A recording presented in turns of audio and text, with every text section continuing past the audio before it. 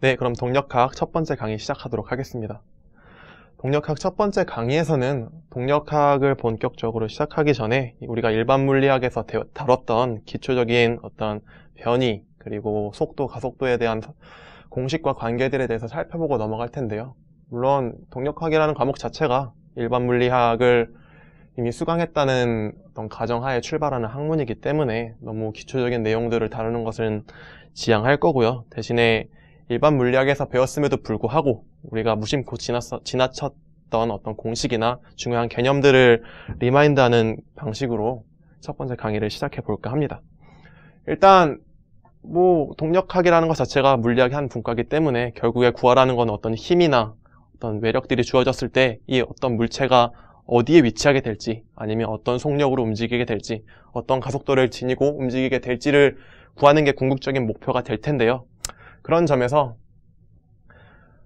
위치가 먼저 주어진 경우에 대해서 우리가 문제풀이를 어떻게 접근할지를 시작해 보려고 해요. 그래서 보면은 정말 간단한 문제잖아요. 위치가 주어지는 경우는 어떤 x라는 변이값이 주어졌을 때 그 변이가 t라는 함수에 대해서 주어질 수도 있고, 속도에 대해서 주어질 수도 있고, 가속도에 대해서 주어질 수도 있는데, 여러 다양한 상황들 중에서도 이 어떤 시간이라는 변수에 대해서 변이가 주어졌을 경우에 대해서 이 주어진 조건들을 지니고 어떻게 속도와 가속도를 구해낼 수 있을지를 살펴보려고 해요. 너무나 기초적인 문제이기 때문에 이런 것까지 굳이 동력학 첫 번째 강의에서 다뤄야 하는지에 대한 의문도 들긴 하지만, 그래도 혹시 모르니까 제가 또 이런 말을 했다고 해서 또 괜히 주눅들 필요도 없고 그냥 천천히 따라오시면 될 테니까 처음 단계부터 시작해 보겠습니다. 사실 일반 물리 문제라고 하기도 좀 그렇고, 우리가 고등학교 수학 때부터 계속 반복적으로 다뤄와서 너무나 지겨울 정도로 숙달된 상황들이잖아요. 어떤 x라는 변이가 주어졌는데 그 변이가 6t제곱 마이너스 3, 6t제곱 마이너스 t 세제곱이라는 어떤 위치 관계로, 수식 관계로 주어져 있네요. 그래서 이런 식으로 문제가 주어졌을 때 이 운동하는 물체의 속도가 어떻게 될지, 가속도가 어떻게 될지를 구해보도록 하겠습니다. 사실 이걸 구한다고 표현하기도 좀 민망하긴 한데, 속력 같은 경우에는 이 x라는 변이를 t에 대해서 미분해서 구할 수가 있을 거잖아요. 그래서 누구나 알고 있듯이 dx, dt로 미분해 주게 되면은, 그러면은 x가 6t제곱 마이너스 t 세제곱으로 주어졌었기 때문에 이 녀석을 미분할 경우에는 12t 마이너스 3t 제곱이라는 관계를 지닌다고 속도값을 구해볼 수가 있겠네요. 마찬가지로 가속도도 구해본다고 하면은 가속도는 a라고 기호를 쓸 수가 있고, 이 가속도라는 친구는 속도라는 변수를 다시 한번 시간에 대해서 미분해서 계산할 수가 있을 겁니다. 그런데 우리가 이 속도라는 변수는 우리가 12t-3t 제곱이라고 방금 전에 구해놨었잖아요. 그럼 이 녀석도 마찬가지로 미분을 해주면 12-6t가 됩니다 라고 계산해 볼 수가 있겠네요. 그래서 고등학교 때부터 열심히 우리가 해왔던 굉장히 친근한 예제예요. 근데 이 예제를 푸는 게 중요한 게 아니고, 더 중요한 거는 어떤 x라는 변수가 주어졌을 때 이 x라는 변수를 이용해서 우리는 속도랑 가속도까지 구해볼 수가 있다. 반대로 생각해보면은 a라는 가속도가 주어지든지 v라는 어떤 속도가 주어지든지 어떤 변수가 주어지든 간에 서로 어떤 미분이나 적분 사이의 관계를 지니고 있기 때문에 어떤 한 변수를 미분하든지 어떤 한 변수를 다시 적분을 하든지 해서 그 상호 보완적으로 하나의 변수를 통해서 다른 위치 관계들, 속도 관계들, 가속도 관계를 구해볼 수 있다는 사실을 명심해 두시면 좋을 것 같아요.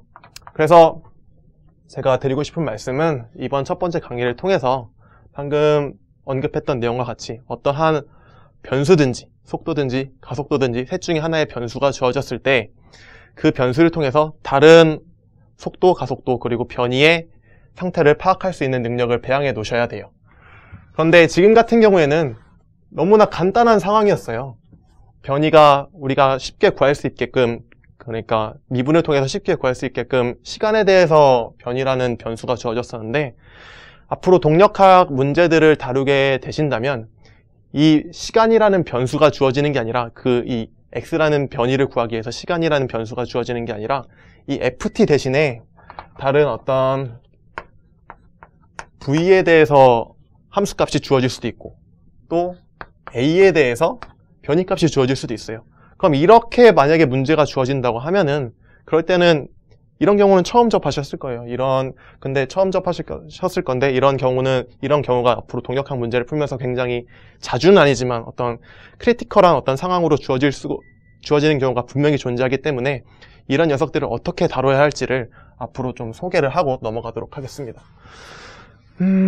그래서 보실게요. 이번에는 속도가 주어지는 경우예요. 제가 방금 전에 말씀드렸다시피 V라는 속도 변수가 원래 우리가 알고 있는 바로는 친근한 문제로는 시간에 대한 함수로 주어졌었어야 해요.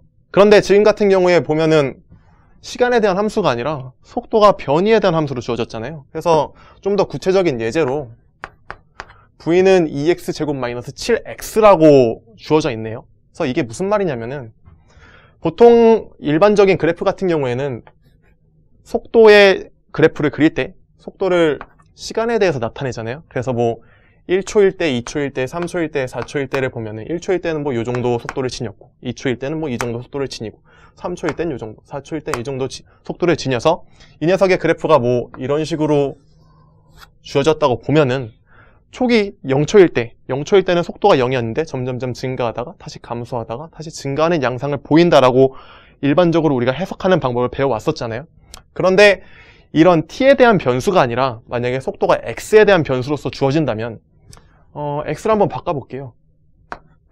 x로 바꿨다고 하면은 이건 어떻게 되죠? 뭐 거리가 원점으로부터 1m 떨어졌을 때는 속도가 이만큼이었는데 2m 떨어졌을 때는 이만큼 더 증가했고 근데 3m만큼 왔을 때는 다시 이만큼으로 감소했고 4m만큼 갔을 때는 다시 훨씬 더 많이 다시 증가했구나 라고 그래프를 새롭게 해석을 해야 돼요. 즉 시간에 대한 어떤 속도의 변화가 아니라 어떤 변이로서 주어진 위치관계에 대해서 속도가 주어진 것이기 때문에 시간에 대해서 해석할 때와는 좀 더 다른 어떤 스킬들을 적용해야 될 필요가 있다는 거죠.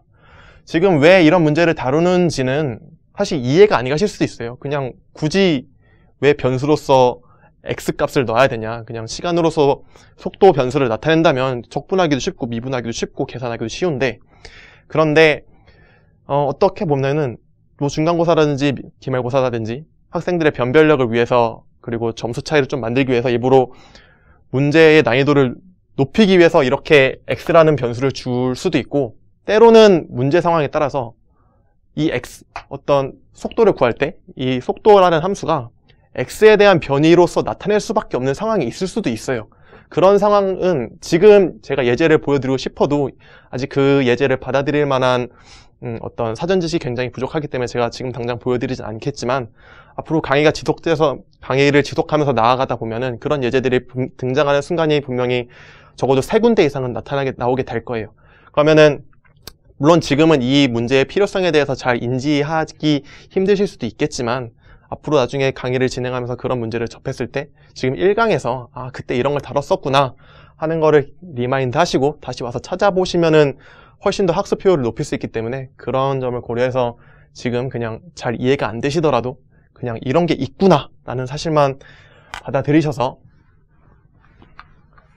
기억해 두시면은 나중에 공부하실 때 좀 도움이 될 것 같아요. 그래서 본격적으로 문제풀이 한번 들어가 볼게요. 속도가 주어졌대요. 속도가 주어졌는데 V라는 속도가 계속 말씀드리지만 시간에 대한 함수로 주어진 게 아니라 x라는 변수에 대해서 주어졌어요. 그래서 V는 2x제곱 마이너스 7x라고 주어졌는데, 이렇게 속도 관계가 주어졌을 때 이 녀석 이렇게 주어진 관계식을 바탕으로 가속도를 한번 구해보고 싶은 생각이 든 거예요. 그래서 이거를 한번 가속도를 구해보고 싶다.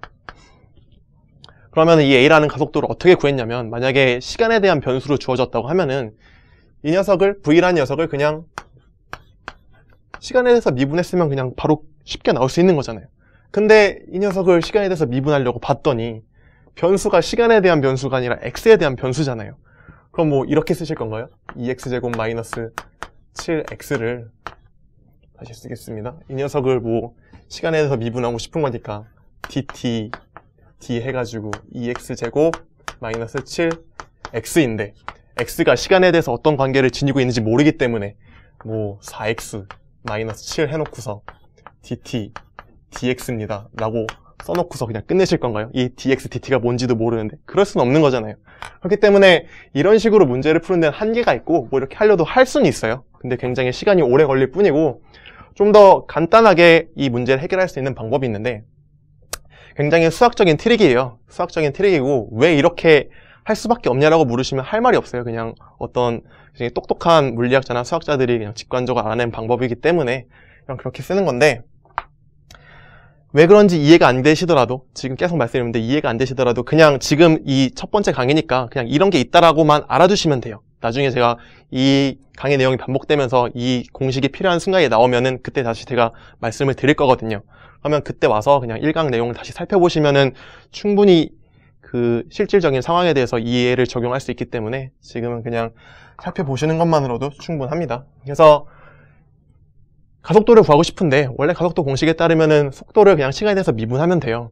근데 미분하려고 봤더니 변수가 변이인 x값으로 주어졌기 때문에 시간으로 미분할 수가 없는 거잖아요. 그래서 어떤 트릭을 쓸 거냐면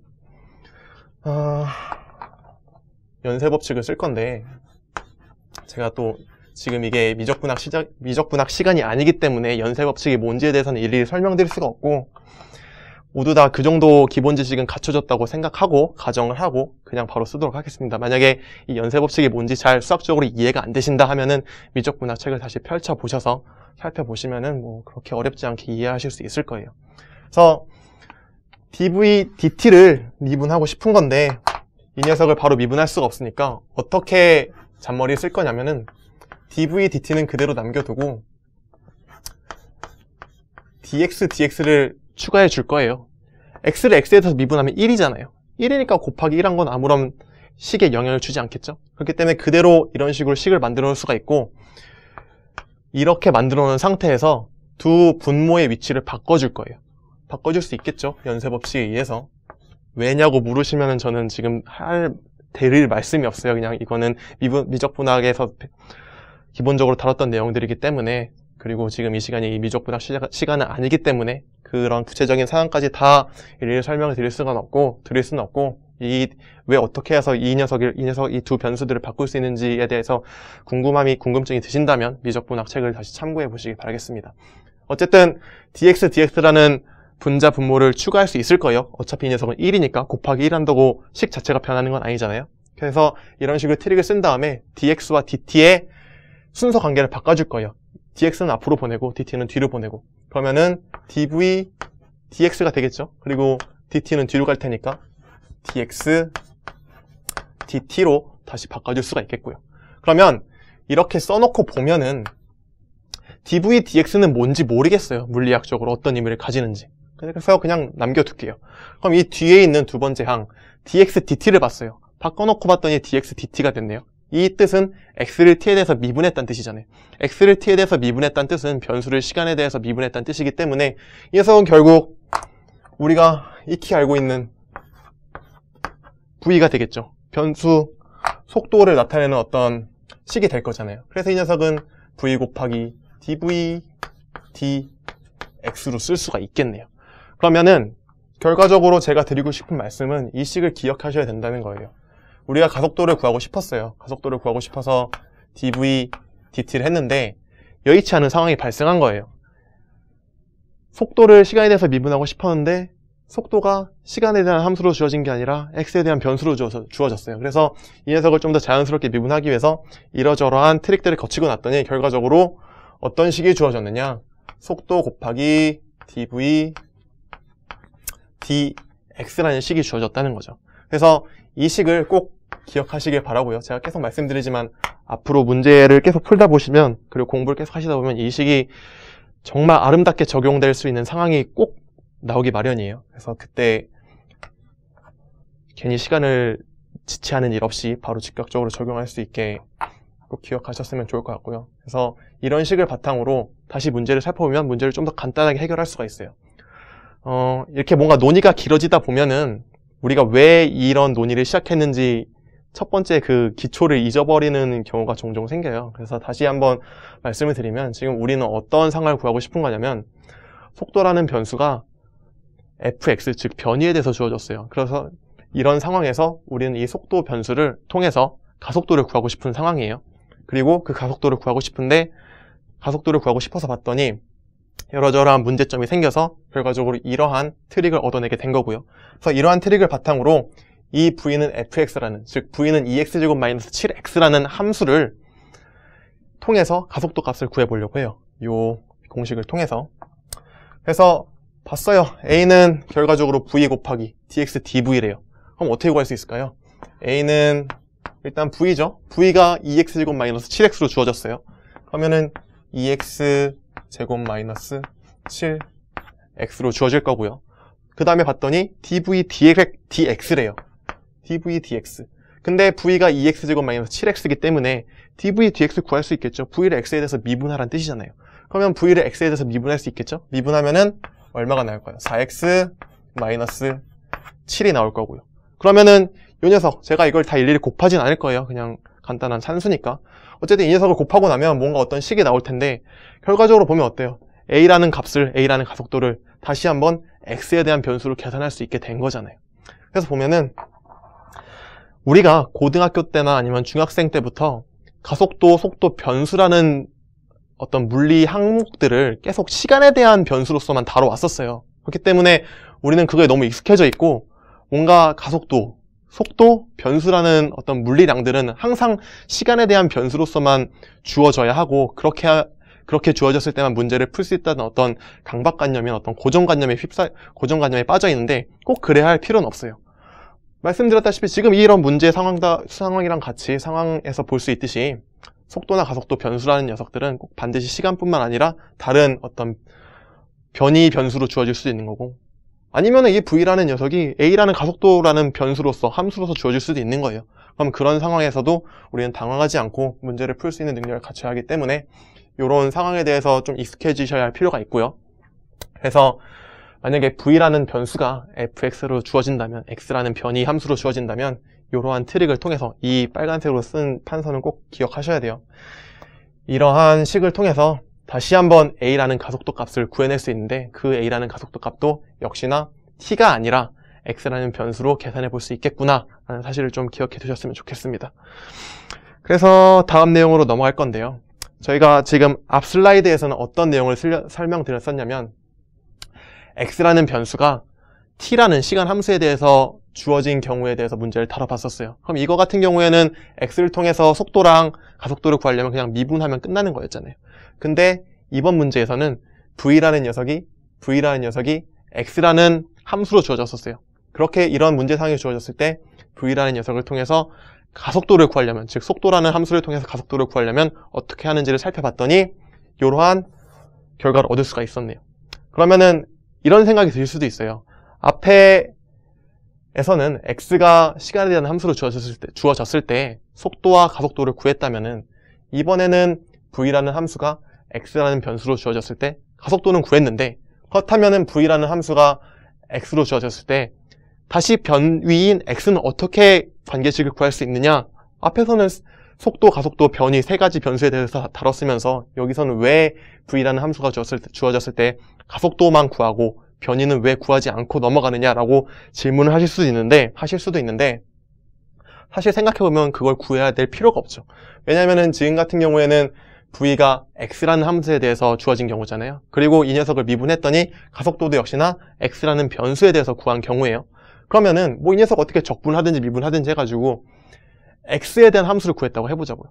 근데 x에 대한 함수를 구했어요. 그게 의미가 있을까요? 즉 변이를 변이에 대해서 표현하는 게 변이가 한번 표현했으면 그냥 변이로서 나타내는 거지 변이를 다시 변이로 표현하는 거는 전혀 쓸모가 없는 행동이잖아요. 시간 낭비일 뿐이고. 그렇기 때문에 앞에 문제 경우에는 x라는 변수가 주어졌을 때 이 변이를 통해서 속도와 가속도, 즉 세 개의 물리량을 구했었는데 지금 같은 문제 상황에서는, 지금 같은 케이스에서는 변이라는 함수가, 속도라는 함수가 변이로 주어졌을 때 단순히 그냥 가속도만 구하고 끝내도 충분하다는 뜻입니다. 변이에 대해서 고민할 필요가 전혀 없으신 거예요. 아무런 의미가 없으니까.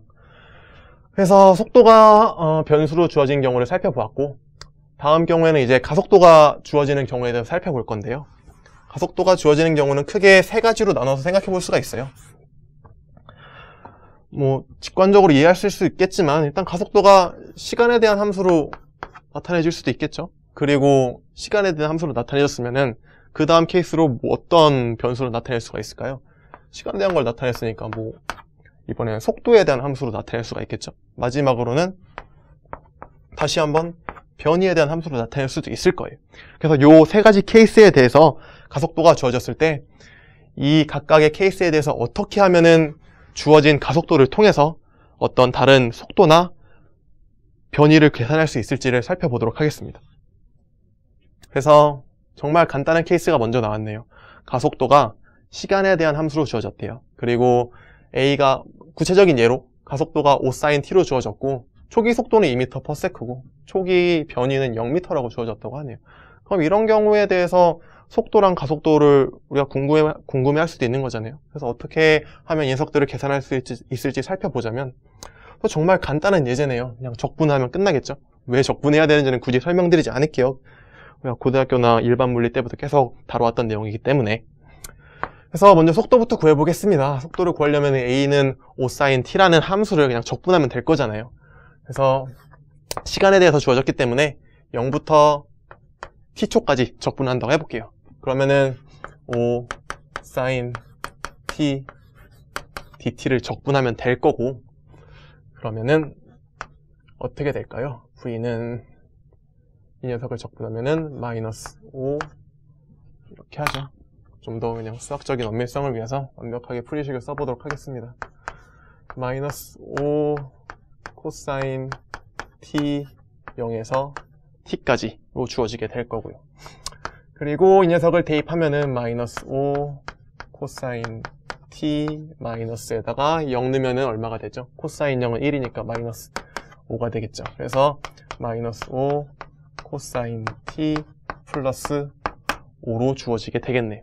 그래서 우리는 속도값을 이렇게 구해볼 수가 있는데, 사실 좀 더 정확한 풀이를 쓰자면 속도가 0일 때 2m/s였던 거잖아요. 그렇기 때문에 v를 단순히 이런 식으로 적분하면 안 되고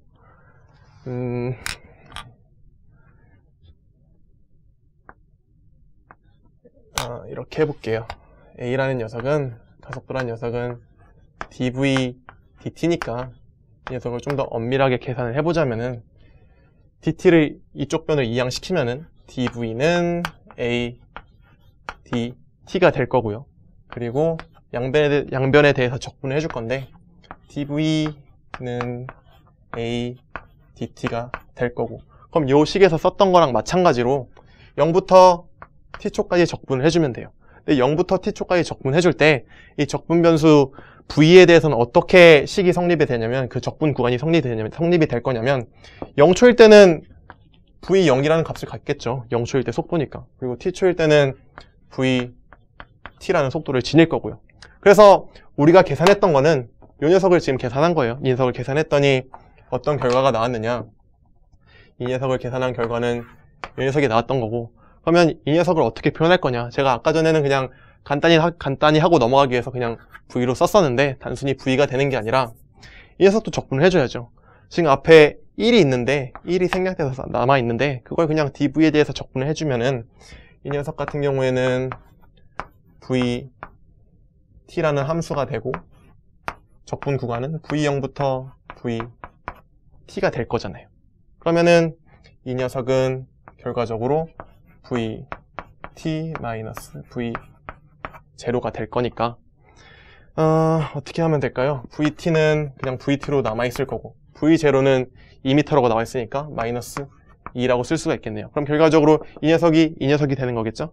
따라서 vt 마이너스 2는 마이너스 5 코사인 t 플러스 5라고 쓸 수 있고, 결과적으로 vt는 마이너스 5 코사인 t 플러스 7이야 라고 써줄 수가 있겠네요. 그래서 양변을 적절히 다 적분 구간이랑 적분 변수를 적절히 잘 설정을 해서 계산해 놓으면은 속도라는 녀석은, 지금 가속도를 통해서 구한 속도라는 녀석은 마이너스 5 코사인 t 플러스 7이라는 어떤 함수를 구해낼 수가 있겠네요.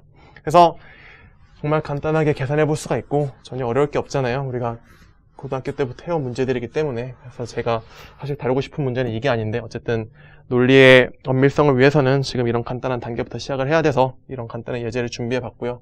어쨌든 vt는 어떻게 나왔냐면, 우리가 계산한 바로는 마이너스 5 코사인 t 플러스 7이 될 거예요. 그럼 이 녀석을 바탕으로 다시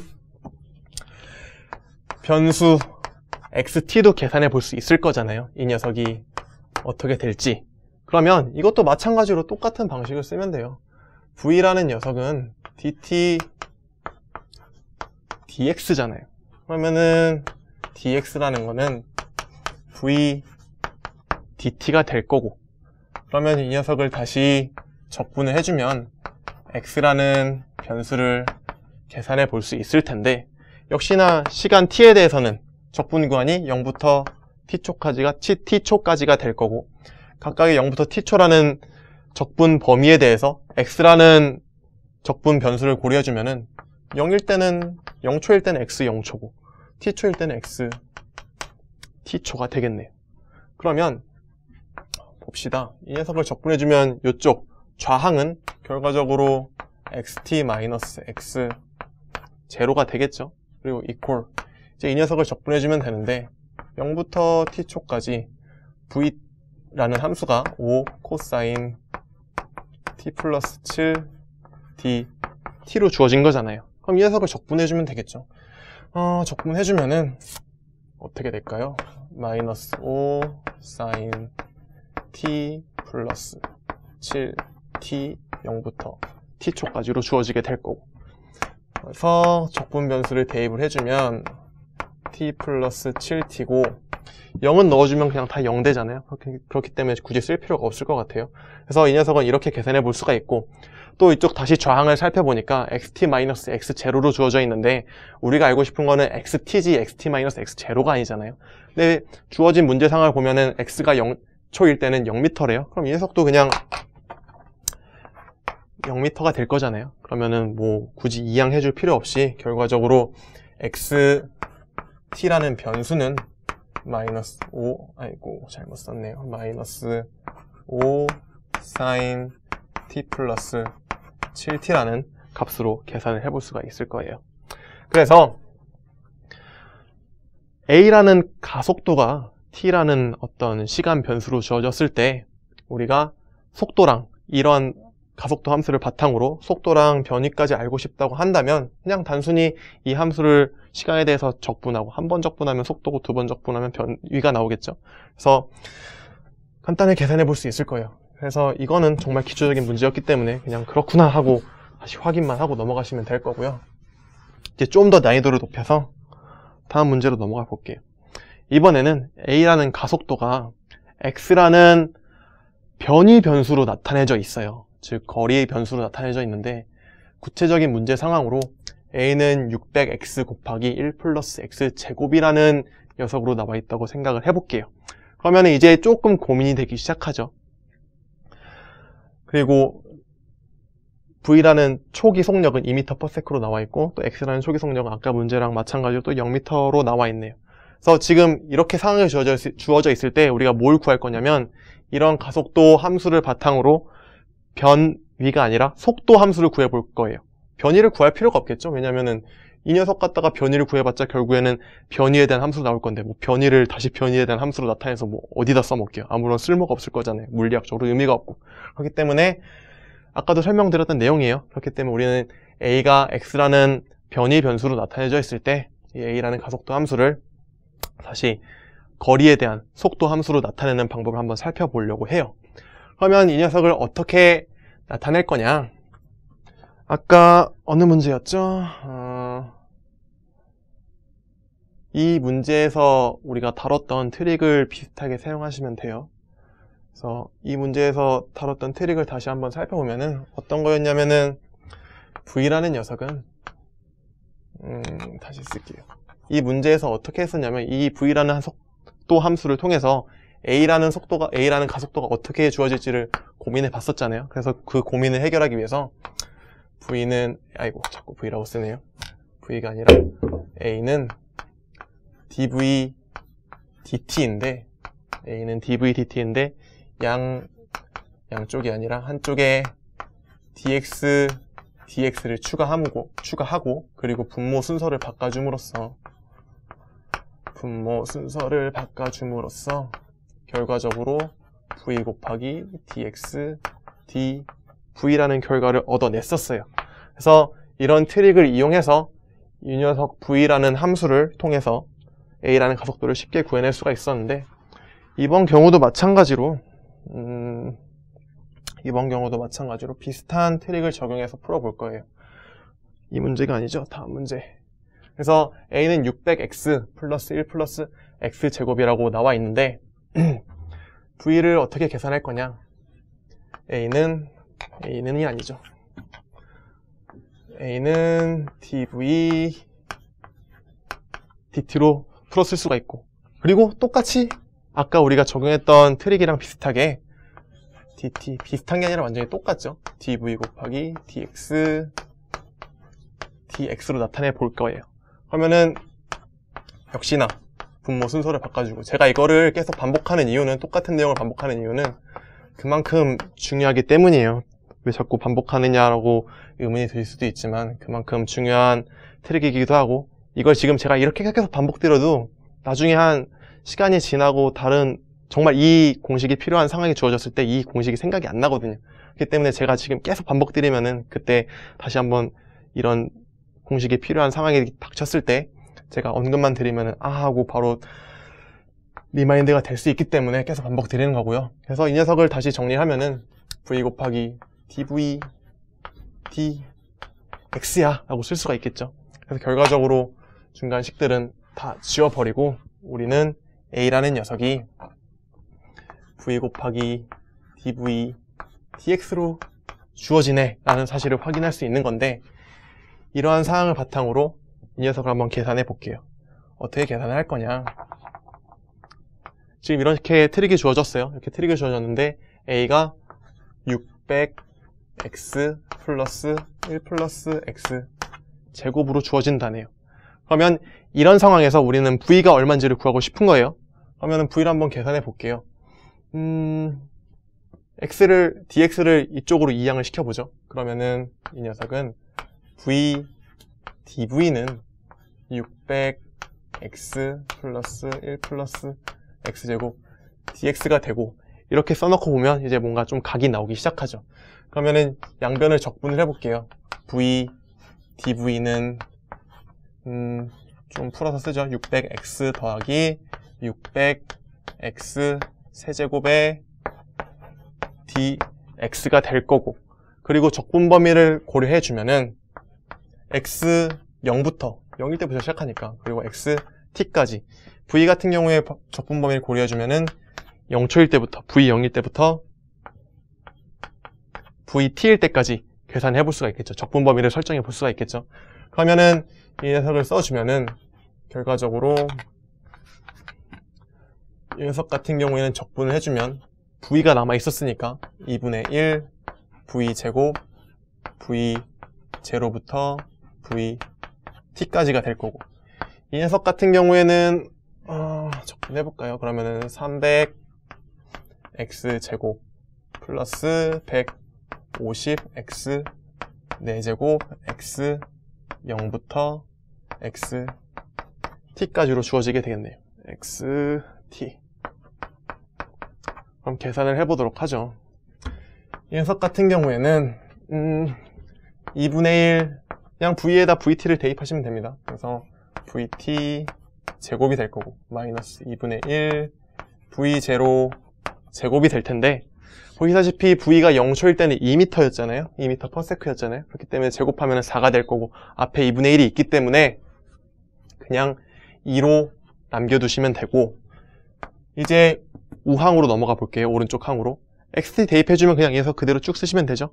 그리고 x0를 대입을 해줄 텐데, 대입해줘봤자 x0는 그냥 0m예요. 0일 때라고요. 그렇기 때문에 그냥 0이 될 거니까 굳이 이 녀석을 대입해줄 필요가 없을 거고, 따라서 xt만 대입을 해주면 300t라는 변수는 그냥 생략하고 쓸게요. 300x제곱 플러스 150x 4제곱이구나 라고 계산해 볼 수가 있겠네요.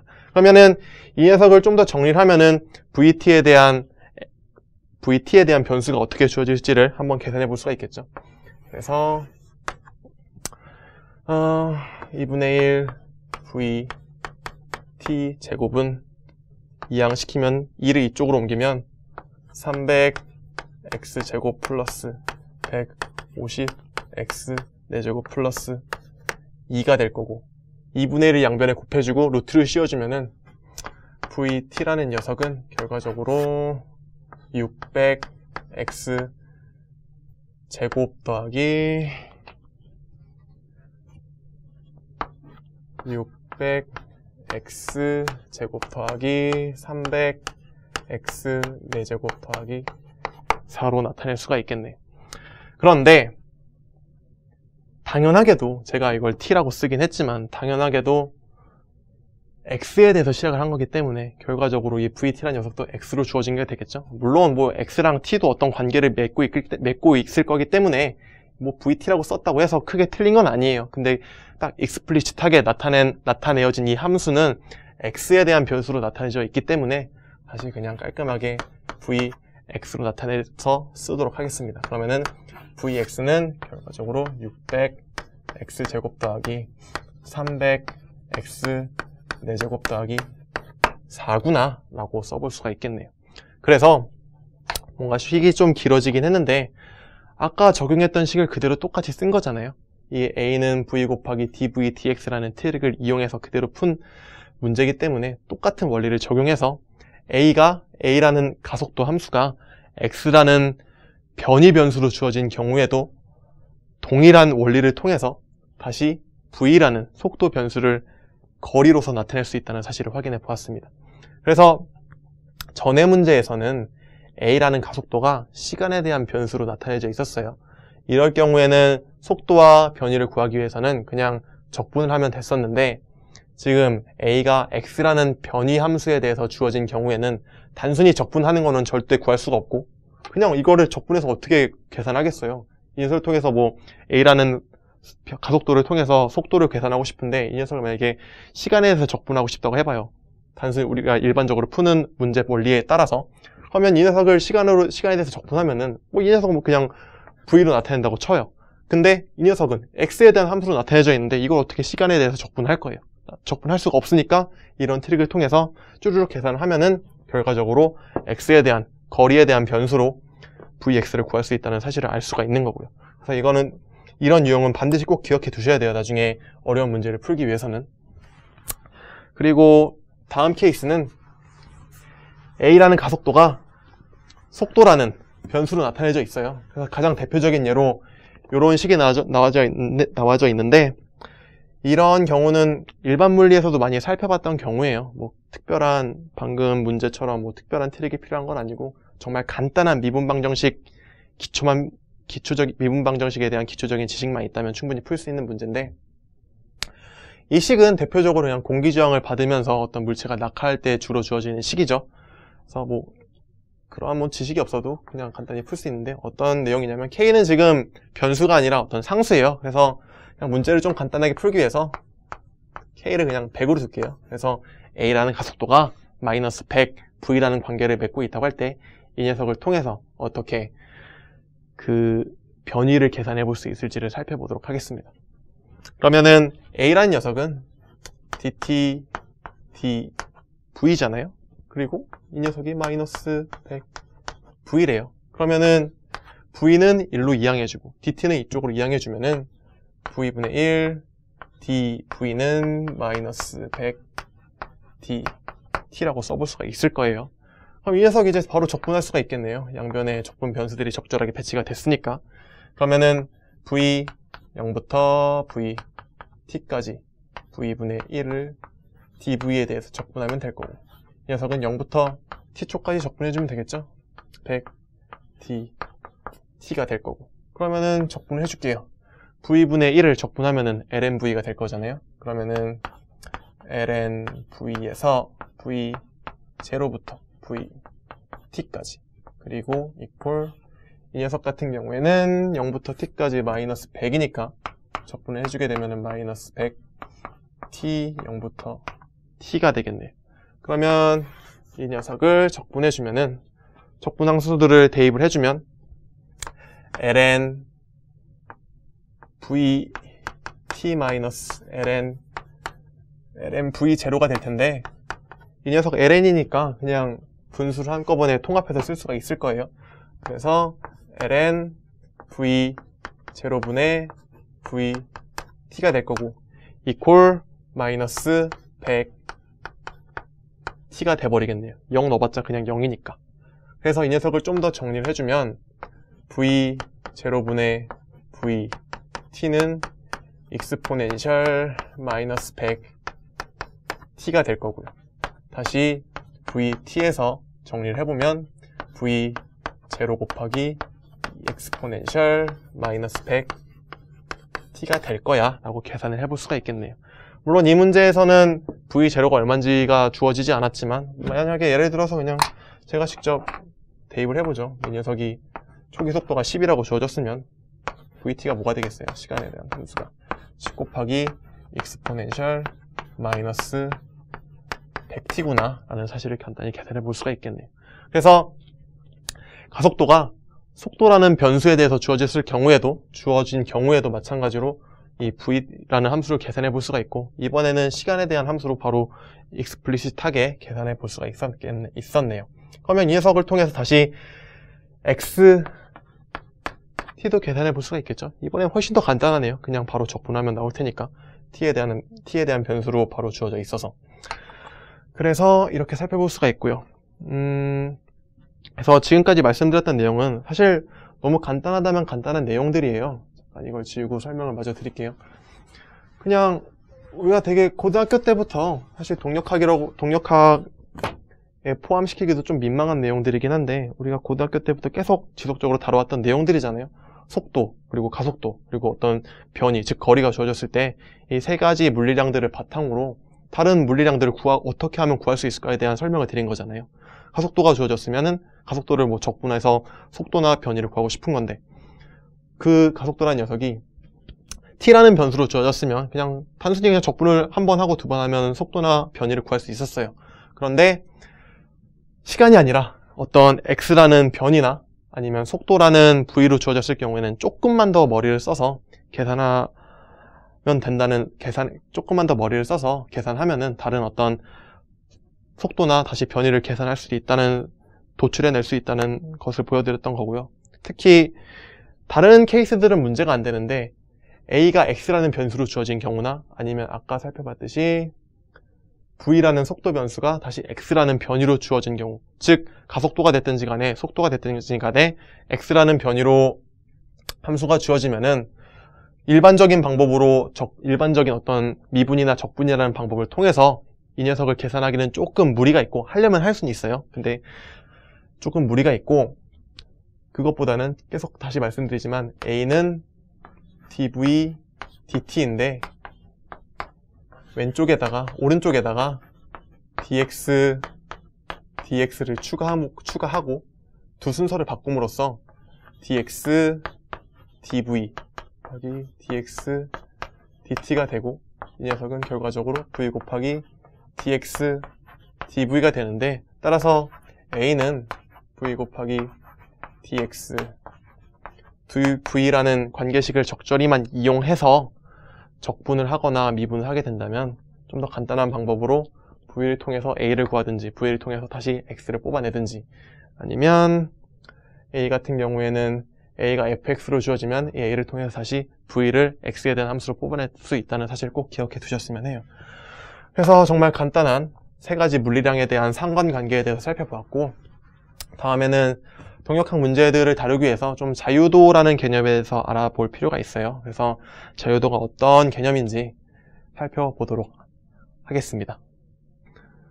네, 그래서 자유도에 대해서 살펴볼 건데, 자유도라는 거는 간단하게 말해서 뭐 이름만 조금 생소할 뿐이지 우리가 일반적으로 알고 있는 내용들이에요. 어떤 내용이냐면, 쉽게 말해서 그냥 변수의 개수거든요.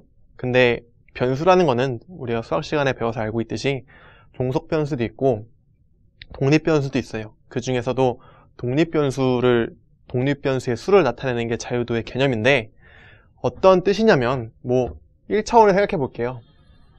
1차원을 생각해 보면 1차원직은 선이 있어요. 여기에 어떤 물체가 놓여져 있으면 이 녀석이 갈 수 있는 방향은 이쪽 x축 방향뿐이에요. y축 갈 수 없죠. 1차원이니까. 또 z축도 갈 수가 없어요. 당연히 1차원이니까.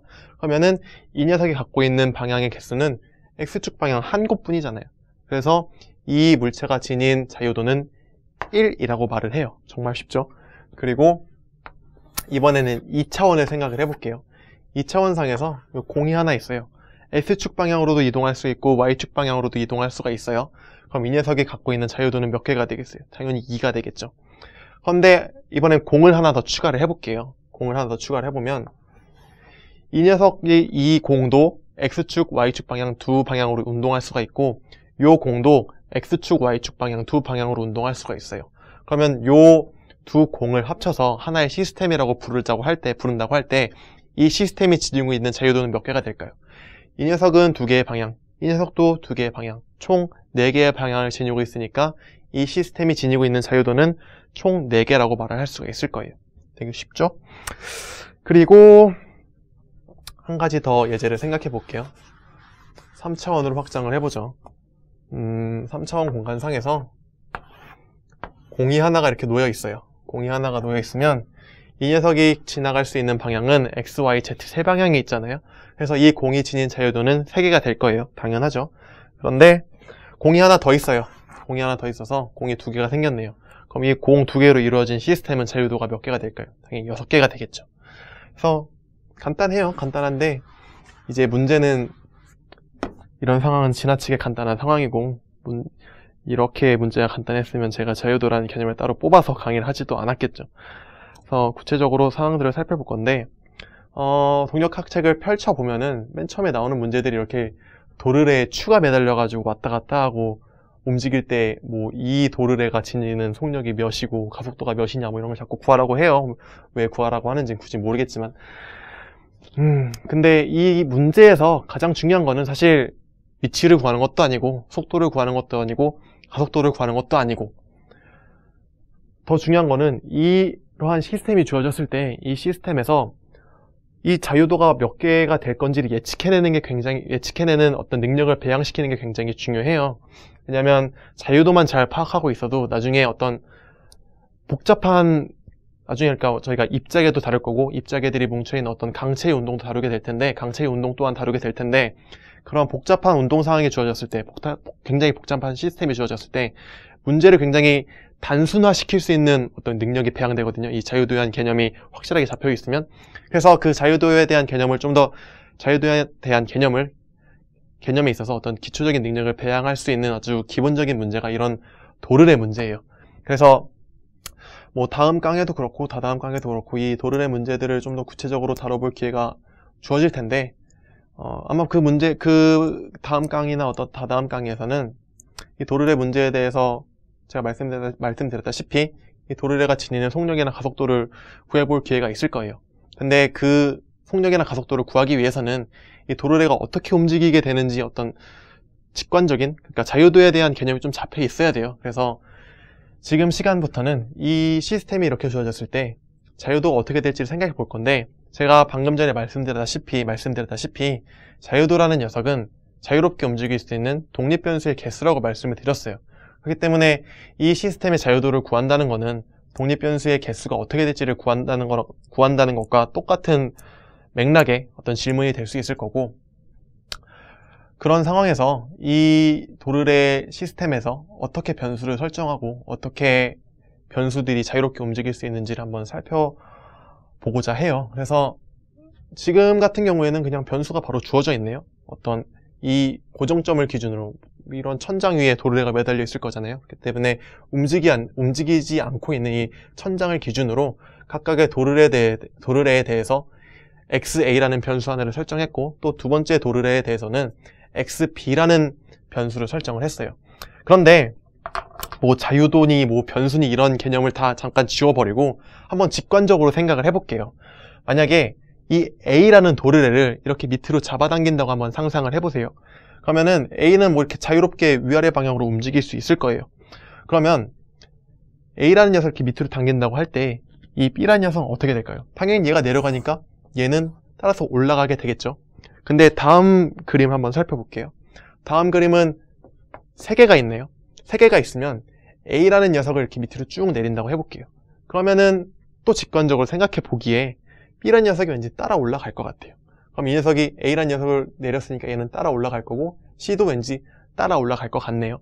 근데 좀 더 생각을 해보면 A라는 녀석을 내렸을 때 꼭 B라는 녀석이 꼭 따라 올라가야만 하느냐 그건 또 아니거든요. 왠지 이렇게 생각해 볼 수도 있을 것 같아요. 어떤 생각이냐면 A를 내리는데 B도 내려서 C만 올라가게 할 수도 있지 않느냐. 왠지 그렇게 움직일 수 있을 것 같기도 하죠. 그런 혼란이 생기잖아요. 그래서 제가 드리고 싶은 말은 이거예요. 어떤 시스템이 주어졌을 때 제가 이 시스템에 대해서 방금 전 그림 같은 경우에는 굉장히 단순했어요. 직관적으로 당연하죠. A를 내리면은 얘가 올라가는 게 자명해요. 근데 얘네 같은 경우에는 A를 내리면은 B가 올라가고 C도 올라가는 상황이 발생할 수도 있을 것 같은데 이게 케이스 1이고, 근데 두 번째 경우를 생각해보면 A는 내리는데 B도 동시에 내려서 C를 올릴 수도 있을 것 같아요. 즉 어떤 복잡한 문제 상황에 대해서 이 시스템의 운동을 생각해 볼 때, 시스템의 운동을 상상해 볼 때 우리가 상상할 수 있는 어떤 예상되는 경우의 가지수가 자명하게 한 가지가 아니라 두 가지 혹은 세 가지 이상으로 넘어가는 경우가 발생할 수도 있다는 거죠. 그리고 나중에 더 문제가 복잡해지면 그때는 더 상상하기가 힘들어질 거예요. 운동의 어떤 미래의 움직임을 예측하기가. 그런데 단순히 뭐 이럴 것 같다 예측만 하는 게 아니라 좀 더 자유도에 대한 개념, 즉 변수가 어떻게 분리되고 어느 게 독립이고 어느 게 종속인지를 좀 더 살펴볼 수 있는 어떤 능력이나 안목을 기르게 된다면 그 케이스들을 무한히 늘리는 게 아니라 좀 더 합리적인 범위로 좁혀놓을 수가 있어요. 그래서 우리가 이러한 도르래 케이스들을 바탕으로 자유도를 어떻게 적용할 수 있는지를 살펴보게 될 건데, 일단 해볼게요. 왜냐면 한번 해보면 제가 무슨 말씀을 드리고 싶은지 쉽게 직관적으로 이해할 수 있기 때문에.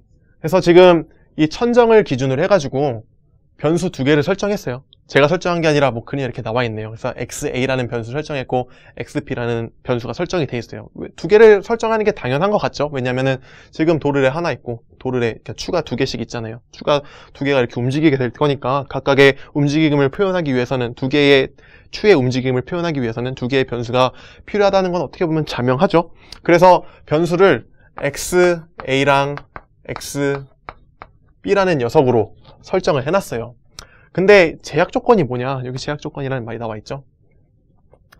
제약 조건을 또 따져봐야 되는데 이게 무슨 말이냐면 제가 이 도르래를 감고 있는 요 줄의 길이를 한번 생각해 볼 거예요.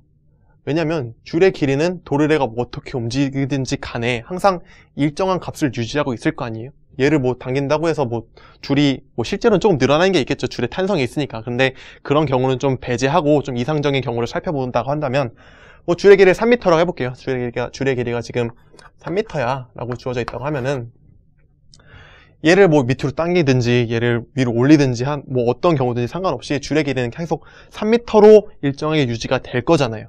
그래서 우리가 설정했던 이 XA랑 XB라는 변수를 바탕으로 이 줄의 길이를 한번 표현을 해볼게요. 어떻게 표현을 할 거냐.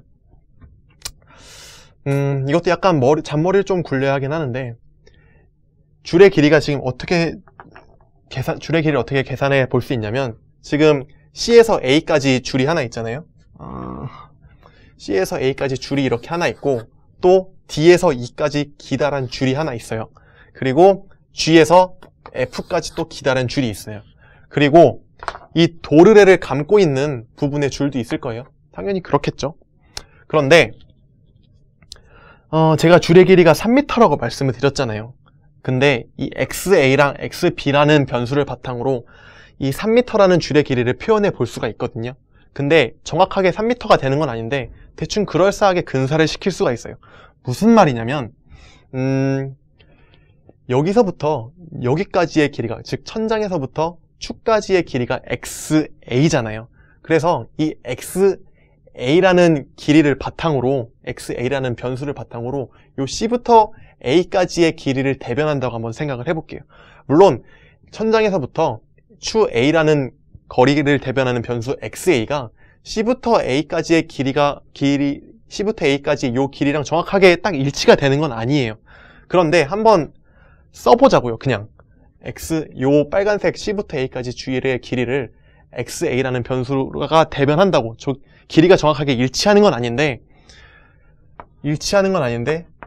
대변할 수 있다고 생각을 하고 한번 써볼게요. 왜 이게 정확하게 길이가 동일하지 않음에도 불구하고 대변할 수 있는지에 대해서는 좀 나중에 설명드리기로 하고, 일단 대변할 수 있다고 한번 써볼게요. 즉 C부터 A까지의 길이를 XA라고 설정을 한 거예요. 그래서 XA로 놓고 더하기, 이번에 D부터 E까지의 거리는 XB가 대변한다고 생각을 해볼게요. 그래서 XB가 될 거고, 마찬가지로 G부터 F까지의 길이는 역시나 XB가 대변한다고 해볼게요. 그래서 XB가 될 거고, 따라서 줄 전체의 길이는 XA 더하기 XB가 두 개 있으니까 XA 더하기 EXB는 3m가 될 거야 라고 생각을 해볼 수가 있겠죠. 근데 이 두 변수를 바탕으로 정확하게 줄의 길이와 일치하지 않음에도 불구하고 이 녀석을 쓸 수 있는 이유가 뭐냐 라고 반문을 하실 수 있는데, 좀 이거를 설명하려면 굉장히 좀 식이 지저분하긴 한데 그래도 한번 이해를 돕기 위해서 설명을 드릴게요. 제가 만약에 이 XA랑 XB라는 변수를 사용하지 않고 순수하게 이 줄의 길이를 표현해보고 싶다라고 한다면 어떻게 쓸 수 있냐면, 일단 A부터 C까지의 길이가 있겠죠. 이 줄의 길이 A부터 C까지의 길이가 있을 거예요. 그리고 C부터 D까지의 요 호의 길이도 있겠죠. 도르를 감고 있는. 그리고 다시 D부터 E까지의 길이도 있을 거고요. D부터 E까지 맞죠? D부터 E까지의 길이도 있을 거고, 다시 F부터 G까지의 길이도 있을 거고요. 그래서 FG도 있고, 그리고 다시 여기서 도르를 감고 있는 EF 호의 길이도 있을 거예요. 그래서 EF 호도 있을 거고요. 그래서 이렇게 쓰면 이게 정확하게 3m가 되는 거야 라고 표현할 수가 있겠죠. 그런데 한번 생각을 해볼게요. 요 AC라는 길이는 XA에서 요 길이를 뺀 거예요. 요 천장에서부터 이 도르래까지의 길이를 뺀 게 CA가 되겠죠. 그래서 좀 변수를 추가해야 될 건데 노란색으로 하죠. 천장에서부터 이 도르래까지의 길이를 뭐라고 할까요? 그냥 L1이라고 해볼게요. 스몰 L1. 그러면 요 AC라는 길이는 XA에서 L1을 뺀 거랑 똑같이 되겠죠. 그리고 CD호는 그냥 남겨둘게요. 이렇게 남겨두고, 이번엔 D2를 한번 표현해 볼게요. D2는 어떻게 될 거냐면은 XB라는 길이에서 역시나 L1을 빼주고, 그리고 이 도르래에서 요 추까지의 길이를 빼주면 될 거예요. 그렇죠? XB가 요건데 요 길이랑 요 길이를 빼주면은 D2의 거리가 나올 거잖아요. 그래서 이번에는 요 추랑 도르래를 연결하고 있는 줄의 길이를 L2라고 해보죠. L2라고 해보면은 D2는 어떻게 될 거냐? D2는 XB에서 L1 빼기 L2라고 쓸 수가 있을 거예요. 그리고 뭐 호의 길이 EF 있는데 EF는 그냥 역시나 그대로 EF로 놔둬볼게요. 그리고 이제 다시 FG를 표현해 줘야 되는데 FG는 어떻게 표현하면 될까요? XB에서 L2를 빼주면 FG 값이 나오겠죠? 그래서 FG라는 녀석은 XB에서 마이너스 L2를 뺀 거랑 같아 라고 써볼 수가 있겠네요. 그러면 요 식을 좀 정리를 해볼게요. 정리해보면은 XA가 여기 하나 있고 또 XB가 여기랑 여기 두 개가 있네요. 그래서 이 XB가 있고, 나머지들 좀 이제 정리를 할게요. 어떻게 정리할 거냐면은 CD 호 길이가 있고 또 EF의 호의 길이가 있어요. 그리고 L1을 뺐는데 L1은 지금 두 번 빠졌죠? 두 개 L1, L2도 두 개가 빠졌네요. 두 개 L2. 이렇게 써서 이 녀석이 결국에 3m라고 써야 좀 더 정확한 표현이 될 거예요. 그런데 이게 정확하게 줄의 길이를 표현한 건데, 문제는 보면은 이렇게 써놓고 나서 보면 CD의 호의 길이, EF의 호의 길이, 즉 호의 길이는 요 도르래의 길이죠. 그리고 L1이랑 L2 각각 추에서 도르래까지의 길이, 아니면은 요 천장에서부터 추까지의 길이, 그 녀석이 L1이랑 L2인데, 문제는 뭐냐면 지금 요 제가 가로로 따로 묶어놓은 요 변수들은 모두 고정된 값이라는 거예요. 즉, 이 녀석이 뭐 얼마인지 모르겠는데 얼마가 될까요? 한 1이라는 값을 지닌다고 해볼게요. 요 고정된 값이. 그러면은 만약에 1이라는 값을 지닌다고 한다면 이 식을 결과적으로 정리하면 xa2 플러스 2xb는 1을 이항시키면 2라는 값을 지니게 될 거잖아요. 그런데 이렇게 정말 엄밀하게 줄의 길이를 다 일일이 계산해서 표현한 식이나 아니면은 대충 러프하게 그냥 정확하게 일치하진 않는데 고정된 값들 뭐 CD나 L1이라 CD 어딨죠? CD, EF, L1, L2 다 고정된 값을 그냥 고정된 값은 변하지 않는 거니까 사실 변수로서 의미가 없는 거잖아요. 그냥 상수기 때문에. 그래서 제가 1이라고 표현을 할 수도 있었던 거고 때문에 정확히 표현을 하지 않았던 요 식이나 정확하게 엄밀하게 줄의 길이를 나타냈던 요 식이나 근본적으로 전혀 차이가 없게 된다는 거죠. 우리가 변수를 해석하는 데 있어서. 그렇잖아요. 이 녀석 대충 이 녀석이 3이 될 거야 라고 표현한 거나 지금 열심히 정말 식을 다 써가지고 이렇게 복잡하게 구하는 거나 결과적으로 똑같은 좌변이 만들어졌고 다만 우변의 값만 약간의 차이가 있는 건데 이 약간의 차이를 엄밀하게 보정할 필요가 전혀 없다는 거죠. 왜냐하면 우리는 지금 자유도를 해석하려는 거고 자유도는 변수가 어떻게 되는지만을 따져보려는 거기 때문에 무슨 말이냐면 이거는 대충 구한 요 식은 좀 그냥 잠깐 놔둬볼게요. 그리고 엄밀하게 구한 식을 바탕으로 우리가 자유도를 구한다고 생각을 해볼게요. 그러면은 결과적으로 xa 더하기 2xb가 2라는 값을 지닌다는 걸 알았어요. 이 녀석은 상수예요. 그러면은 식이 이렇게 주어졌을 때 독립변수는 몇 개죠? 지금 예를 들어서 xa라는 값이 1로 주어졌어요. xa라는 값이 우리가 1로 주어졌다고 해볼게요. 그러면은 xb가 지 마음대로 움직일 수가 있나요? 그럴 수가 없죠. 이게 1로 주어지면은 얘가 1값을 지녀야 될 거고 따라서 xb라는 애는 0.5라는 값을 지녀야 한다고 딱 고정되어 버리잖아요. 그렇기 때문에 이 시스템의 경우에는 자유도가 몇 개가 되는 거겠어요? 변수가 하나밖에 있을 수가 없는 거잖아요. 독립변수가. 왜냐면 이 녀석의 값이 결정되면 xb 값은 자연적으로 결정되는 게 당연한 거고 반대로 xb 값이 결정되면 xa 값이 결정되는 것도 당연하기 때문에 서로 상보적으로 하나의 변수가 결정되면 다른 변수도 결정되는 게 당연한 거고 따라서 이 시스템의 경우에는 변수가 하나밖에 없다라는 결론을 내릴 수밖에 없는 거겠죠. 당연하죠. 근데 살펴볼게요. 우리가 엄밀하게 정말 식들을 잘 일일이 써가지고 이렇게 복잡하게 식을 구해놨는데 이렇게 구한 거나 아니면 대충 구했던 거나 우리가 자유도를 판단하는 데 있어서는 아무런 문제가 없는 거죠. 왜냐면 이 대충 구한 식을 보더라도 xa 값이 주어지면 xb 값은 당연히 그냥 자동으로 세팅이 되어버리잖아요. 그래서 자유도를 판단하는 데 있어서는 앞으로 계속 제가 똑같은 논리를 적용할 거예요. 이렇게 일일이 다 정확하게 제약 조건을 걸고 변수들을 뽑아내서 줄의 길이를 계산하는 게 아니라 그냥 러프하게 적당히 이 시스템을 대변할 수 있는 변수들만 적당하게 설정하고 그 엄밀성만 갖춰진다면 이렇게 엄밀하게 계산하지 않아도 러프하게 변수들을 적용한 상태에서도 우리는 자유도를 구할 수 있다는 사실을 알게 된 거예요.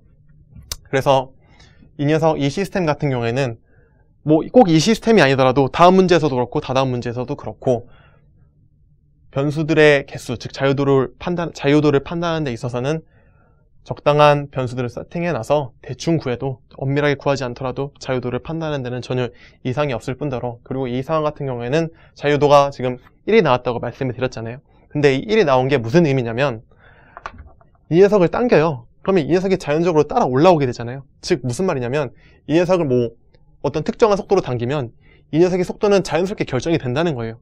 당연하죠. 얘를 당기는데 얘가 뭐 지 맘대로 얘가 만약에 10이라는 속도로 내려가는데 얘가 자기 마음대로 뭐 어떨 때는 5라는 속도를 선택하고 어떨 때는 10이라는 속도를 선택하고 어떨 때는 뭐 내일 모레는 20이라는 속도를 선택해서 올라가고 그럴 수가 없는 거잖아요. 얘가 10이라는 속도로 내려가면 오늘이든 내일이든 내일 모레든 항상 5라는 속도로 따라 올라가야 되는 게 분명한 거잖아요. 왜냐면 하나의 줄로 연결되어 있기 때문에. 그래서 이 자유도가 1이라는 뜻은 이 시스템에서 우리가 이 식들을 통해서 판단한 자유도 값이 1이라는 뜻은 이 시스템에서 이 추가 서로 독립적으로 움직일 수 없다는 것을 의미를 해요. 하나가 결정되면 하나는 그냥 그대로 따라 올라갈 게 분명하기 때문에. 그럼 다음 문제에서는 어떻게 될 거냐? 다음 문제는 제가 아까 설명드렸던 거랑 마찬가지로 좀 헷갈렸어요. 왜 헷갈렸냐면 우리가 상상할 수 있는 움직임의 케이스가 두 가지가 발생했기 때문이에요. 얘를 밑으로 내리는데 그냥 직관적으로 생각해 보기에는 얘가 올라가고 얘도 올라갈 것 같아요. 근데 다르게 생각해 보면 얘가 내려가는데 얘도 내리고 얘는 반대로 올라갈 것 같기도 해요. 그럼 두 가지 경우의 수에서 우리가 굳이 꼭 속도랑 가속도를 다 일일이 구해봐야만 그 케이스가 어떻게 될지를 상상할 수 있느냐, 이런 문제의식을 가져야 된다는 거죠. 꼭 그걸 굳이 계산해보지 않더라도 자유도라는 개념만 적절히 활용한다면 우리는 이 시스템이 어떤 변수를 가지고 어떤 움직임을 가질 수 있을지 예측할 수 있다는 거고, 그래서 방금 전 문제에서 다뤘던 거랑 마찬가지로 변수를 세팅해 볼 거예요. 그래서 지금 같은 경우에는 변수가 3개가 세팅이 되어 있네요. XA, XB, XC. 그리고 엄밀하게 따지려면 이것도 뭐 줄의 길이가 우리가 3m라고 한번 가정을 해볼게요. 그래서 이 제약 조건이라는 3m를 가지고 XA, XB, XC라는 관계식을 계산해 볼 텐데, 문제는 아까 설명드렸던 거랑 마찬가지로 정확하게 줄의 길이를 표현할 필요가 없어요. 왜냐하면 정확하게 표현하지 않고 러프하게 표현을 해도 자유도를 계산하는 데는 아무 불편함도 없고 어떤 잘못된 결과를 내릴 일도 없으니까. 그래서 변수가 XA, XB, XC가 주어져 있는데, 이 XA, XB, XC를 통해서 줄의 길이 3m를 한번 표현해 볼게요.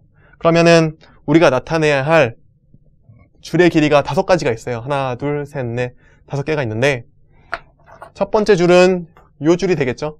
두 번째 줄은 요 줄이 될 거고, 세 번째 줄은 얘가 될 거고, 네 번째 얘, 다섯 번째 얘가 될 거예요. 도래를 감고 있는 곡선 부분의 길이는 변하는 게 아니잖아요. 이 녀석은 늘어나고 줄어들 수 있지만 여기 길이는 항상 도래가 돌아가든 말든 항상 일정한 값을 지니까 전혀 고려할 필요가 없어요. 그래서 요 5개의 줄의 길이를 XA, XB, XC로 한번 고려를 해볼게요. 그래서 첫 번째로 요 빨간 줄, 여기서부터 여기까지는 뭘로 계산해 볼 수가 있을까요? 이 녀석의 줄의 길이는 XA가 대변한다고 할 수 있겠죠? 왜냐하면 XA 길이가 이 고정점에서부터 추까지의 길인데, 추의 길이가 길어지면은 요 줄의 길이도 길어질 거고, 즉 XA 길이가 요 빨간색 줄의 길이를 대변할 수 있다고 생각할 수 있는 거잖아요. 그래서 XA가 이 녀석 줄의 길이를 대변한다 라고 쓸 수가 있을 거고, 또 뭘 써볼까요? 이번에는 요 줄의 길이를 구해야겠네요. 근데 요 줄의 길이도 XA가 길어지면 얘도 길어지는 거잖아요. 따라서 이 녀석 줄의 길이도 역시나 XA가 대변하고 있구나 라고 상상을 할 수 있는 거고요. 이번에는 이 줄의 길이를 구해볼게요. 그럼 이 줄의 길이는 뭘로 대변할 수 있을까요? XC가 있고 XB가 있고 XA가 있는데, XA는 이 줄의 길이를 대변하는 녀석이었으니까 이 기다란 줄의 길이는 XB가 대변할 수가 있겠죠. 따라서 XB라고 쓸 수가 있고, 반대로가 아니라 그 다음 옆에 있는 줄도 마찬가지로 XB가 대변한다고 쓸 수가 있겠네요. 그래서 XB가 대변해요 라고 쓰면 되는 거고, 마지막으로 남은 요 줄, 이 줄 같은 경우에는 어느 게 대변할까요? 당연히 직관적으로 보기에도 XC가 이 녀석을 대변할 거잖아요. 그래서 XC가 줄의 길이를 대변해서 결과적으로 EXA 더하기 EXB 더하기 XC가 줄의 길이 3m가 돼서 이 시스템을 결정하게 되는구나 라고 세팅을 할 수 있겠네요. 그러면 이렇게 식을 써놓고 보면, 우리가 지금 이렇게 식을 열심히 뽑아낸 이유는 자유도의 개수를 구하기 위함이에요. 그러면은 3개의 변수가 있는데 그게 하나의 상수로 묶여져 있어요. 그러면은 2개의 변수값만 결정이 되면 나머지 하나는 어떻게 된다고요? 나머지 하나는 자동적으로 결정이 되겠죠. 그래서 이 3개의 변수 중에서 진짜 독립 변수는 몇 개가 되겠어요?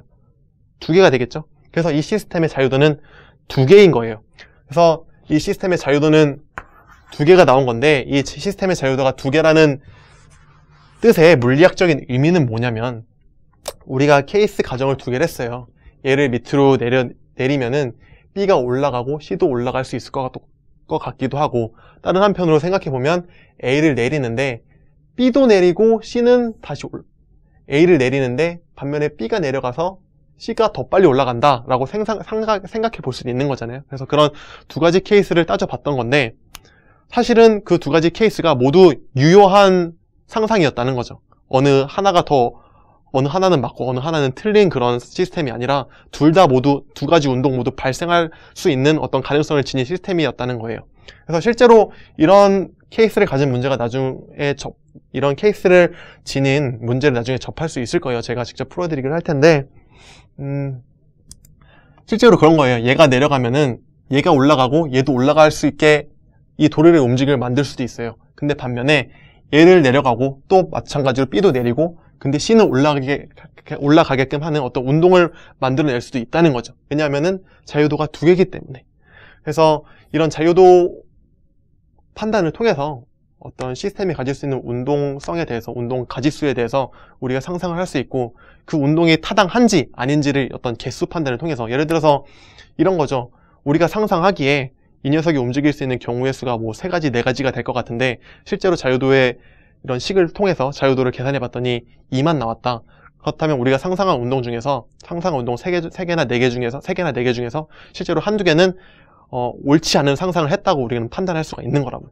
그래서 지금 같은 경우에는 사실 뭐 문제가 간단하기 때문에 굳이 이렇게 자유도를 계산할 필요는 없었는데, 나중에 좀 더 복잡한 문제를 다루게 되면 이 자유도라는 개념을 갖고 있는 게 정말 크리티컬하게 작용하는 순간이 꼭 오게 될 거예요.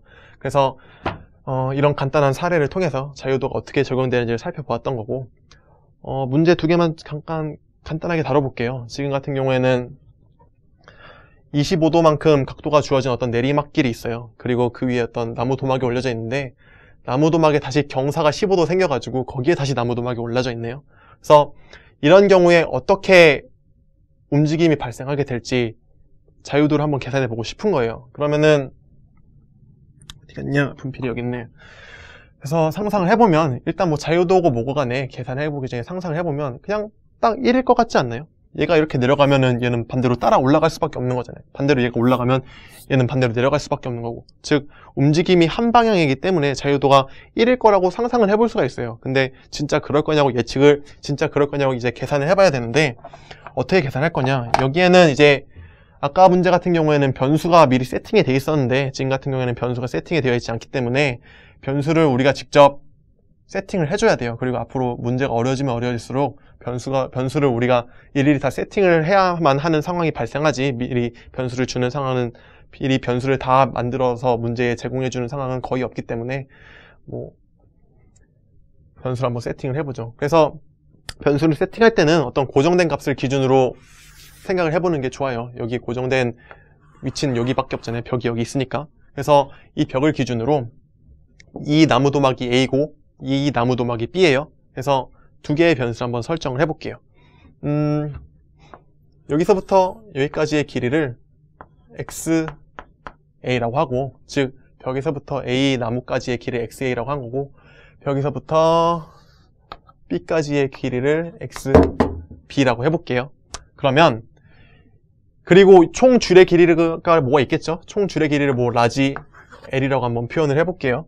그러면은 XA랑 XB랑 L을 가지고 이제 제약 조건을 만들어내야 하는데, 일단 줄의 길이를 한번 표현해보죠.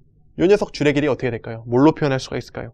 XA로 표현할 수가 있겠죠? 물론 두 녀석의 길이가 정확하게 일치하는 건 아니지만, 일치하지 않더라도 뭐 여기서부터 여기까지의 길이, 여기서부터 여기까지의 길이를 빼주면은 이 녀석의 길이를 XA로서 나타낼 수 있는 거잖아요. 하지만 이 녀석의 길이는, 이 녀석들의 길이는 그냥 고정된 값일 거기 때문에 굳이 고려할 필요가 없는 거예요. 그래서 이 줄의 길이를 우리가 XA라고 대변할 수가 있는 거고, 마찬가지로 여기서부터 여기까지의 길이도 역시나 XA로 대변할 수가 있겠죠. 물론 계속 말씀드리지만 이 길이랑 이 길이가 같은 건 절대 아니에요. 근데 이 길이로 이 녀석의 길이를 표현해낼 수가 있잖아요. 왜냐면 이 길이에서 요만큼 빼고 또 요만큼 빼버리면 이 길이가 나오는 건데, 빼낸 이 길이랑 이 길이가 사실은 고정값이기 때문에, 상수값이기 때문에 그게 무슨 변수 설정에 의미를 주겠어요. 아무런 의미를 갖는 게 아니기 때문에, 마찬가지로 이 녀석의 길이도 우리가 XA라고 쓸 수 있는 거고, 그리고 이제 이 녀석 줄의 길이가 있는데, 얘네들이 움직임에 따라서 요 두 도르래 사이의 길이가 변하나요? 안 변하죠. 역시나 상수잖아요. 그렇기 때문에 굳이 자유도를 계산하는 데 있어서 이 가운데 이 두 도르래를 연결하는 두 줄의 길이를 계산하는 데 있어서 포함할 필요는 없는 거예요. 그래서 이 녀석은 생략하기로 하고, 이제 여기서부터 여기 B까지의 길이를 구할 필요가 있는데, 이것도 역시나 XB로 나타낼 수가 있어요. XB로 나타낼 수가 있는데, 문제는 이번에는 좀 각이 주어졌죠. 왜냐면 여기 25도였는데 이 나무 도막 위에서 다시 15도라는 각도로 비스듬하게 내려오고 있는 거예요. 그러면은 XB라는 녀석의 길이를 통해서 이 녀석을 표현해주고 싶은데, 이럴 때는 사실 XB라고 그냥 써줘도 무방해요. 무방한데 좀 더 왠지 그냥 불편한 마음이 드니까 삼각 공식을 써가지고 어떻게 될까요? 코사인 값이니까 코사인 15도분의 1이라고 표현할 수가 있겠죠. 그래서 이렇게 써주면 이 녀석의 결국에 전체 줄의 길이 L이 된다라고 써볼 수가 있을 거예요. 근데 제가 말씀드렸다시피 그냥 XB라고 써도 된다고 했잖아요. 왜냐면 뭐 그냥 상수일 뿐이잖아요. 이 녀석이 값이 변하는 게 아니라 이 녀석이 뭐 아무리 움직인다고 한들 15도의 각도를 가지면서 항상 일정하게 움직이는 거지 15도가 25도가 되고 35도가 되는 건 아니잖아요. 그렇기 때문에 사실 이것도 그냥 굳이 쓸 필요는 없는 건데 그냥 처음 문제를 접하시는 분들께서는 이러한 디테일을 생략하고 넘어가는 게 굉장히 마음에 불편하실 수도 있기 때문에 수학적으로 사실 엄밀한 건 아니잖아요. 불편한 게 있기 때문에 그냥 써봤고요. 사실 안 써도 굳이 이렇게 상수값이기 때문에 굳이 계산을 하지 않아도 무방했던 거예요. 그렇지만 그냥 써 넣어준 거고요. 어쨌든 그게 중요한 게 아니라 이 식을 정리해 보면은 결과적으로 2xa 더하기 xb 곱하기 코사인 15도분의 1은 L이라는 값이 나왔는데 그럼 변수를 우리가 두 개를 설정했어요. 하지만 두 개를 설정했지만 하나 변수가 세팅이 되면은 다음 변수는 자동으로 결정이 돼버리잖아요. 그렇기 때문에 이 시스템에서 자유도는 몇 개다? 하나다. 그래서 우리가 맨 처음에 이 녀석의 움직임을 예측했듯이 이 녀석이 아래로 내려가면 얘는 따라서 올라가는 수밖에 없고 얘가 올라가면 얘는 밑으로 내려가는 수밖에 없겠죠. 줄의 길이가 일정하게 유지가 되려면. 그래서 움직임이 하나다. 즉 자유도가 하나일 거라고 예측했던 거랑 동일한 결값을 준다는 사실을 예측해 볼 수가 있겠네요. 그래서 굉장히 각도가 좀 주어졌다는 사실만 빼면은 처음에 우리가 다뤘던 도르래 문제와 크게 다를 게 없는 상황이었고, 근데 이제 다음 문제로 넘어가면 얘기가 좀 달라지죠.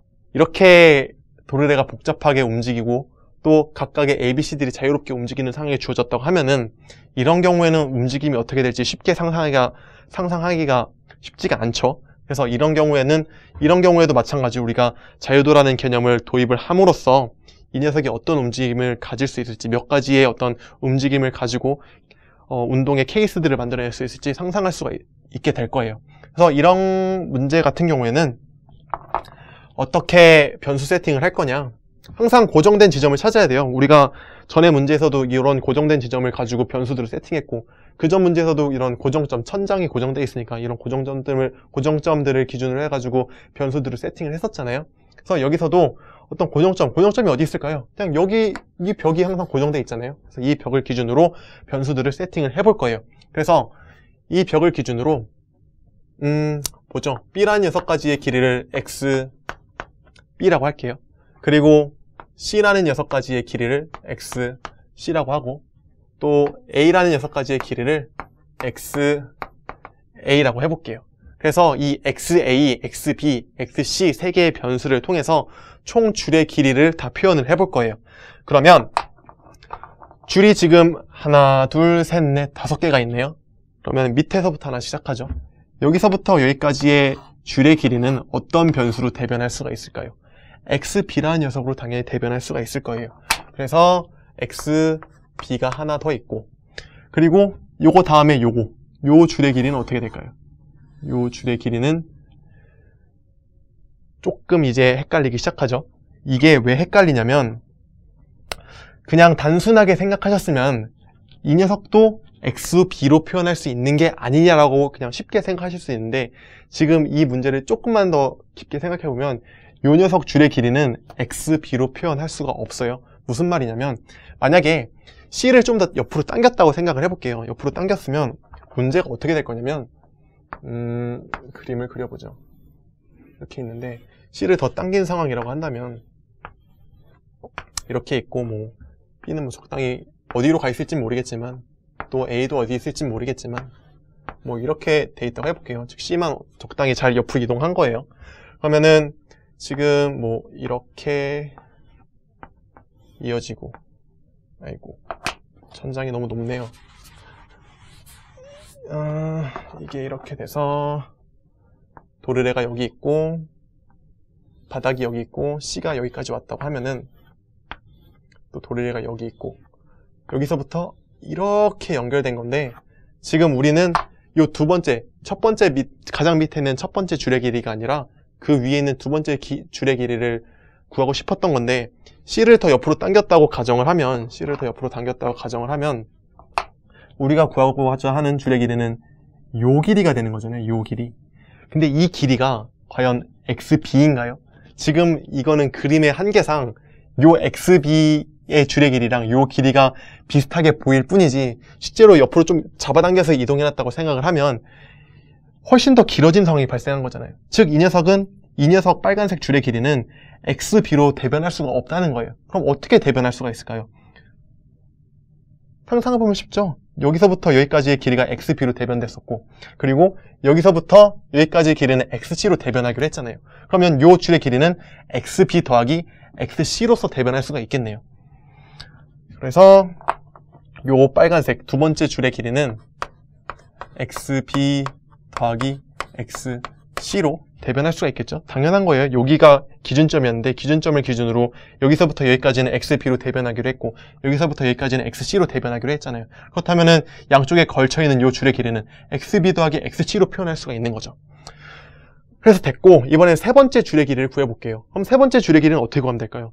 이것도 딱 보기에는 그냥 직관적으로 생각하기에는 이 그림상의 한계로 그냥 XA로 표현할 수 있을 것 같지만 이 녀석을 좀 더 옆으로 당겼다고 생각을 해보면 실제로는 줄의 길이가 이렇게 되는 거죠. 이렇게 되는 건데 그러면은 여기서부터 여기까지의 길이는 XA가 맞는데 그럼 요 길이는 어떻게 할 거냐고요.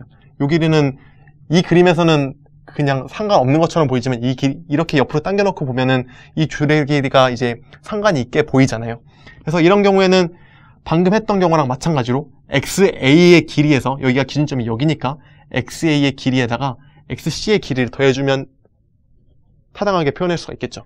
그래서 XA에다가 XC를 더한 값이야 라고 표현할 수가 있을 거고 이번에는 좀 더 위에 있는 이 녀석의 길이를 구해봐야겠네요. 그럼 이 녀석의 길이는 어떻게 될까요? 당연하게도 밑에 녀석이랑 똑같이 계산하면 되겠죠. 그래서 역시나 XA 더하기 XC로 표현할 수가 있겠고 마지막으로 줄 하나 더 남았네요. 이 녀석 줄 남았는데 이 녀석은 어떻게 될까요? 똑같이 하나, 두 번째 방금 사례에서 구했던 거랑 마찬가지로 XA에다가 XC의 값을 더해준 걸로 표현할 수가 있겠네요. 그래서 XA에다가 XC를 더해준 값으로 표현할 수가 있을 거고 그래서 이 녀석들을 모두 더한 게 줄의 길이 얼마인지 모르겠지만 라지 L로 표현해서 줄의 길이를 대변하는 변수들이야 라고 생각해 볼 수가 있을 거고 그래서 이 녀석들을 정리를 하면은 XA가 몇 개가 있죠? 하나, 둘, 셋, 세 개가 있네요. 3XA 더하기 XB는 몇 개가 있죠? 하나, 둘, 두 개가 있네요. XB가 있고 C 같은 경우에는 4개가 있네요. 그래서 4XC는 L이 될 거야 라고 식을 정리할 수가 있고 이렇게 식을 정리해 놓고 보면은 변수는 총 몇 개다? XA, XB, XC 총 3개라고 대답을 하시면 안 되고 독립변수는 2개만 결정되면 나머지 하나는 자동으로 결정되는 거잖아요. 그래서 독립변수의 개수는 2개고 따라서 자유도의 개수도 2개여서 이런 시스템이 가질 수 있는 어떤 운동의 경우의 수는 총 2가지가 될 거야 라고 수학적으로 접근할 수가 있는 거죠. 직관적으로는 이 녀석이 어떻게 움직일지 되게 상상하기가 힘들어요. 그렇기 때문에 아까 전에와 같은 문제, 요런 문제나 뭐 요런 문제에서와는 다르게 요 문제에서도 좀 움직임을 상상하기가 좀 난해했었죠. 근데 반면에 이런 문제나 이런 문제에서는 쉬웠던 반면에 그래서 쉬운 거는 사실 직관적으로 풀 수 있는데 우리가 쉬운 것만 직관적으로 풀려면 동력학을 공부하는 의미가 아무것도 없잖아요. 어려운 문제를 이제 수학적으로 모델링해서 어떤 문제 상황에서든지 적용할 수 있도록 우리의 능력을 배양하기 위해서 공부하는 게 동력학이기 때문에 이러한 문제들을 어떻게 풀지를 생각해보고 또 이런 문제 상황이 주어졌을 때 단순히 막연하게 직관적으로만 접근하려는 게 아니라 수학적으로 어떻게 이 녀석들을 항상 일관된 방법으로 표현할 수 있는지를 좀 공부해 보자는 의미에서 자유도를 학습해 보았습니다. 그래서 앞으로 문제를 풀다 보시면은 이런 상황보다 훨씬 더 복잡한 주제들이 주어질 거예요. 복잡한 시스템들이 주어질 거고 그래서 그런 상황들을 접하게 되시더라도 너무 당황하지 마시고 사실 당황할 일은 없죠. 문제를 푸는 건데 근데 제가 드리고 싶은 말씀은 일반 물리까지는 사실 학습의 목표가 학생들의 어떤 물리 현상에 대한 직관적인 능력을 배양해주기 위함이 일반 물리 학습의 목표거든요. 고등학교 때부터 어떤 배양시켜왔던 능력이기도 하고 그런데 이제 동력학 같은 경우에는 뭐 동력학이든 유체역학이든 어떤 다른 역학이 됐든 간에 2학년부터 그러니까 학부 2학년부터 배우는 어떤 역학 과목들의 목표는 학생들의 어떤 직관적인 능력을 배양시키기 위해서 학습이 구성된 게 아니라 어떤 문제 상황이 주어지더라도 항상 일관된 원리로 그 문제를 해결할 수 있도록 어떤 사람을 컴퓨터로 만드는 거죠. 항상 어떤 컴퓨터적인 아주 기계적인 절차를 개발해 나가기 위함이 어떤 역학 과목의 학습에 있어서 가장 중요한 목표이기 때문에 이러한 지금까지 우리가 다뤘었던 자유도 문제도 그렇고 앞으로 어떤 상황이 주어지든 간에 항상 일관된 논리로서 상황들을 해결해 나갈 수 있는 능력을 배양하고 그러한 능력들을 배양하게끔 좀 학습 목표를 맞추셔서 공부를 하시는 게 좀 더 근본적인 실력 향상에 있어서 더 도움이 되지 않을까 생각을 합니다. 그래서 제가 준비한 1강은 여기까지였고 2강에서 뵙도록 하겠습니다.